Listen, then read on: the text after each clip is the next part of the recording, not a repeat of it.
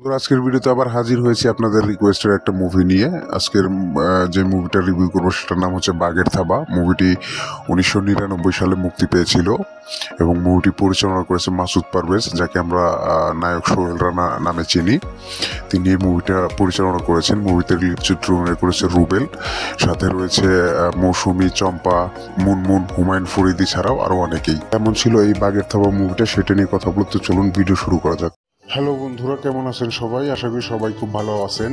ইরামস opinion YouTube চ্যানেলের নতুন আরেকটি ভিডিওতে আপনাদের সবাইকে স্বাগতম।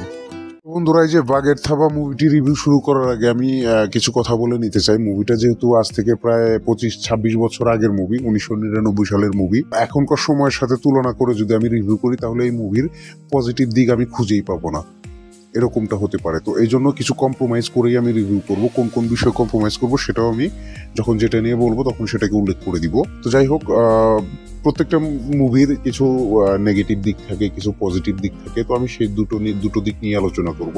এই মুভির কোন কোন দিক রয়েছে যেটা পজিটিভ, কোন কোন দিক রয়েছে যেটা নেগেটিভ, সব বিষয় নিয়ে আলোচনা করব। তো শুরুতেই আমি এই মুভির পজিটিভ দিকগুলো নিয়ে আলোচনা করব। পজিটিভ দিকগুলোর মধ্যে সর্বপ্রথম আমি যেটা বলবো সেটা হচ্ছে যে এই মুভির গল্প। দেখুন, এই মুভির গল্পটা আমরা যারা সাধারণ মানুষ রয়েছি প্রত্যেকটা সাধারণ মানুষের গল্প এই মুভির গল্পটা।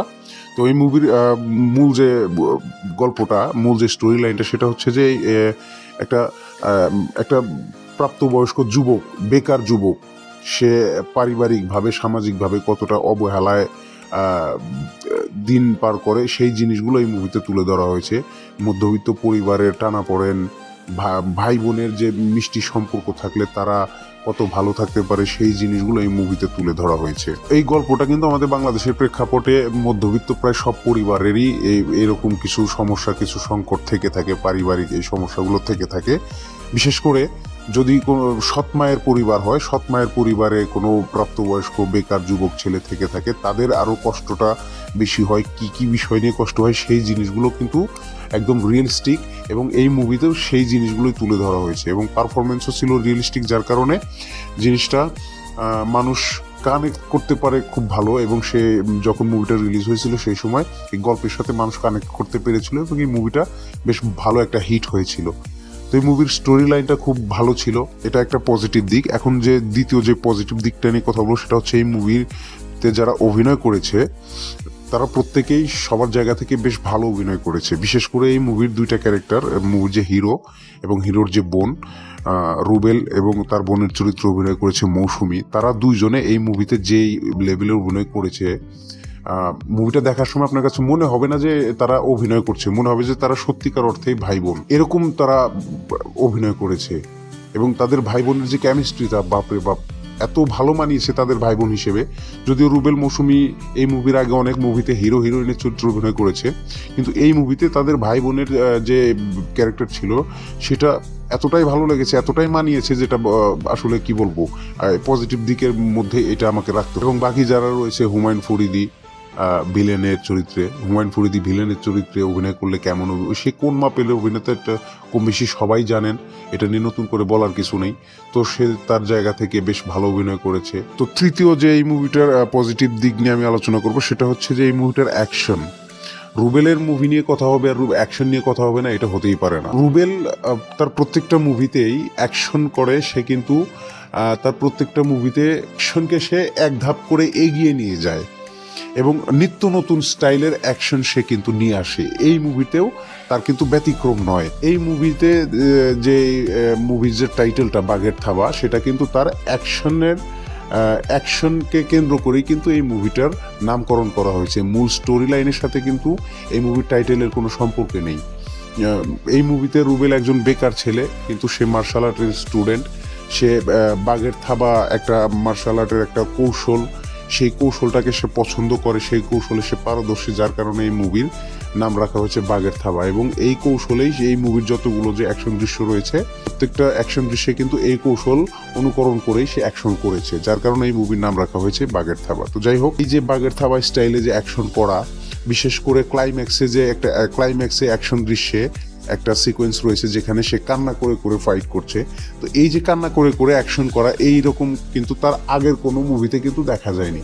তো সে প্রত্যেকটা মুভিতে তার নতুন নতুন স্টাইলের অ্যাকশন নিয়ে আসে, অ্যাকশন কোরিওগ্রাফি করে। এই মুভিতেও সে নতুন ধরনের অ্যাকশন নিয়ে এসছে, যেটা তার যে দর্শক রয়েছে, মুভি লাভার যারা রয়েছে, সেটা খুব পছন্দ করে। এবং এই সমস্ত কারণেই কিন্তু একটা জিনিস হয় না যে রিপিটেটিভ জিনিস হলে কিন্তু একটা সময় গিয়ে দর্শকের সেটা ভালো লাগে না, কিন্তু রুবেল সেই জায়গা থেকে ব্যতিক্রম। সে তার প্রত্যেকটা মুভিতে আলাদা আলাদা ধরনের অ্যাকশন করে, যার কারণে কিন্তু তার মুভিগুলো দর্শক পছন্দও করে। একঘেয়েমি অ্যাকশন মুভি করলেও কিন্তু আলাদা আলাদা ধরনের অ্যাকশন করার কারণে কিন্তু তার মুভিগুলো বেশ ভালো চলতো, hit, super hit, blockbuster hit হয়ে যেত। তো অ্যাকশনটা এই মুভির জন্য বেশ ভালো একটা পজিটিভ দিক।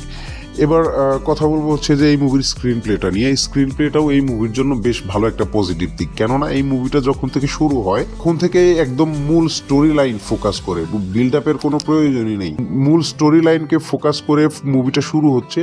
এবং পুরো মুভিটা মূল স্টোরি লাইন থেকে কোথাও গিয়ে আপনার কাছে এরকমটা মনেই হবে না যে স্টোরি লাইনটা থেকে ছিটকে যাচ্ছে বা সরে গেছে স্টোরি লাইনটা থেকে, এরকম মনেই হবে না। শুরু থেকে ক্লাইম্যাক্স পর্যন্ত মূল স্টোরি লাইনকে ফোকাস করে কিন্তু মুভিটা এগোতে থাকবে। তো এটা খুব ভালো একটা পজিটিভ দিক। বন্ধুরা, এই ছিল বাগের থাবা মুভির কিছু পজিটিভ দিক। এবার আমি মুভির নেগেটিভ দিকগুলো নিয়ে আলোচনা করব। তো এই মুভির নেগেটিভ দিকে আমি সর্বপ্রথমেই যে বিষয়টা নিয়ে কথা বলবো সেটা হচ্ছে যে এই মুভির ভিডিও কোয়ালিটি। এই মুভির ভিডিও কোয়ালিটি এতটাই খারাপ, আপনি ভিডিওতে যে আমি স্ক্রিনশটগুলো দিয়েছি এই মুভির, সেগুলো দেখলেও আপনারা বুঝতে পারবেন। এই মুভির ভিডিও কোয়ালিটি এতটাই খারাপ যে কখনো কখনো অ্যাক্টর অ্যাক্ট্রেসরা যে রয়েছে ভিডিওতে, তাদের চেহারাটা পর্যন্ত বোঝা যাচ্ছে না যে কোন অ্যাক্টর কোন অ্যাক্ট্রেস এখানে রয়েছে। তাদের আওয়াজ শুনে আপনি বুঝতে পারবেন, কিন্তু চেহারা দেখে আপনি চেনার উপায় নেই যে কে এখন স্ক্রিনে রয়েছে। এতটাই ভিডিও কোয়ালিটি খারাপ। যদিও সেটা অনেক আগের মুভি, 1999 সালের মুভি, সেই সময় এত ভালো প্রযুক্তি ছিল না, ভালো ক্যামেরা ছিল না, ভালো টেকনোলজি ছিল না। তারপরেও সেই সময় অন্যান্য মুভিও তো হয়েছে।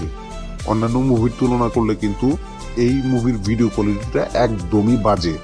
আপনি বড় স্ক্রিন তো দূরের কথা, আপনি মোবাইলেও যদি দেখতে থাকেন ইউটিউব থেকে, তারপরেও আপনি এই মুভির ভিডিও কোয়ালিটি আপনি সন্তুষ্ট হতে পারবেন না।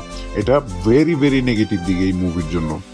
এবং দ্বিতীয় যে আমি নেগেটিভ দিকটা নিয়ে কথা বলবো এই মুভির, সেটা হচ্ছে যে এই মুভির গানগুলো যে রয়েছে, শুধুমাত্র একটা গান ছাড়া একটা গান রয়েছে যেটা ভাই বোনের, যেহেতু মুভিতে ভাই বোনের গল্প রয়েছে, তো এই ভাই বোন নিয়ে একটা গান রয়েছে। সেই গানটা আমি শিওর প্রত্যেকের ভালো লাগবে। গানের যে লিরিক্সগুলো প্রত্যেকের ভালো লাগবে। যারা ভাই রয়েছেন, ভাইরা গানটা শুনলে বোনকে মিস করবেন, বোনরা গানটা শুনলে ভাইকে মিস করবেন। প্রত্যেকটা ভাই বোন তাদের প্রত্যেককে মিস করবেন এই গানটা শোনার সময়। এবং রুবেল আর মৌসুমী এই গানের ভিতরে যে পারফরমেন্সটা করেছে, সেটা যদি দেখেন তাহলে ভালো লাগবে, ইমোশন হয়ে যাবেন, গানটা ফিল করতে পারবেন। গানটা শুনে ভাইকে ফিল করতে পারবেন, বোনরা ভাইকে ফিল করতে পারবেন, ভাইয়েরা বোনকে ফিল করতে পারবেন, এরকম একটা গান। আর বাকি যে গানগুলো রয়েছে এই মুভিতে, প্রায় 3-4টা গান রয়েছে, বাকি যে গানগুলো রয়েছে সেগুলো লিরিক্সগুলো ঠিক আছে, ভিজুয়াল হিসেবে ঠিক আছে, কোনো ভলগারিটি নেই, কিন্তু গানগুলোর প্লেসমেন্টটা ভালো হয়নি। মুভিতে গান দেওয়া দরকার, তাই কোথাও না কোথাও বসিয়ে দিয়েছে গানগুলো, প্লেসমেন্টগুলো একদমই ঠিক হয়নি। তো এটা একটা নেগেটিভ দিক। ওই একটা গান ছাড়া, ওই ভাই বোন যে গানটা রয়েছে ওই একটা গান ছাড়া বাকি একটা গানও অতটা মনে রাখার মতো না, এবং প্লেসমেন্টগুলো তেমন একটা ভালো হয়নি। তো এই ছিল মুভির নেগেটিভ দিকগুলো। তো যাই হোক, মুভির নেগেটিভ পজিটিভ দুটো দিক নিয়ে আলোচনা করলাম। মুভিটা যারা দেখেছেন তাদের কাছে কেমন লেগেছে সেটা কমেন্ট সেকশনে অবশ্যই জানাবেন। আর আমি এখনকার জেনারেশনে যারা মুভি লাভার রয়েছেন তাদেরকে অনুরোধ করবো, আপনারা মুভিটা একবার চেক আউট করুন। তাদেরও দেখা দরকার, জানা দরকার যে সেই সময়ে 2000 সাল, 1999 সাল, 1990 দশকে আমাদের এইখানে অ্যাকশন মুভি হতো এবং অ্যাকশনগুলো ইন্টারন্যাশনাল মানেরই হতো। আপনারা বুঝতে পারবেন এই মুভিগুলো দেখলে, অ্যাকশনগুলো ইন্টারন্যাশনাল মানের হতো। তখন বলিউডেও এত ভালো অ্যাকশন হতো না। যাই হোক, মুভিটা লিঙ্কটা আমি ডিসক্রিপশন বক্সে দিয়ে দিব, আপনারা চাইলে সেখান থেকেও চেক আউট করতে পারেন। কি আমার ভিডিও নিয়ে কার কি মন্তব্য রয়েছে সেটাও কমেন্ট সেকশনে জানাবেন। আপনাদেরও কারো যদি কোনো মুভির রিভিউ পেতে চান তাহলে অবশ্যই সেটা কমেন্ট সেকশনে মুভির নাম লিখে জানিয়ে দিবেন, আমি অবশ্যই চেষ্টা করব রিভিউ করার জন্য।